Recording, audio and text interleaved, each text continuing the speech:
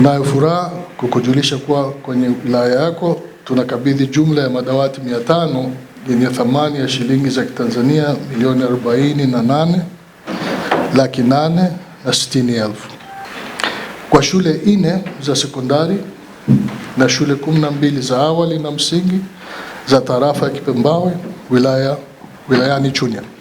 Kwa siku ya leo, kampuni ya Premium Tanzania inayo furaha kubwa kuwa sehemu ya wadau wako wa maendeleo wa wilaya kwa kurudisha sehemu ya faida inayopatikana kwa wabia wetu wa biashara ambao ni wananchi wa wilaya ya Chunya. Sisi tumbaku ndio uti wa mgongo wa halmashauri.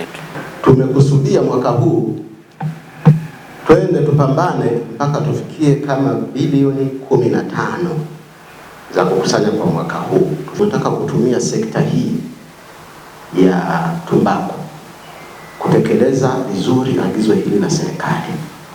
Nimeshatoa maelekezo. Nimesema hapa kwamba kuna wanachama 8,700 plus.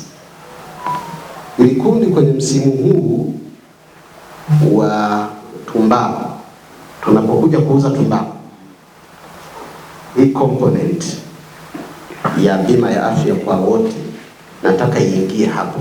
Leo mmegusa taasisi ya elimu na kwenye ripoti yenu mmesema mnagusa taasisi za kiafya na zingine na michezo, lakini waombe awamu ijayo tuangalie mama na mtoto.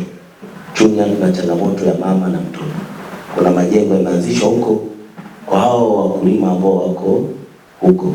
Kwa naomba meneja kama anaweza kutembelea, basi awamu ijayo tuyaguse hayo majengo kwa ajili ya kutoa huduma pale.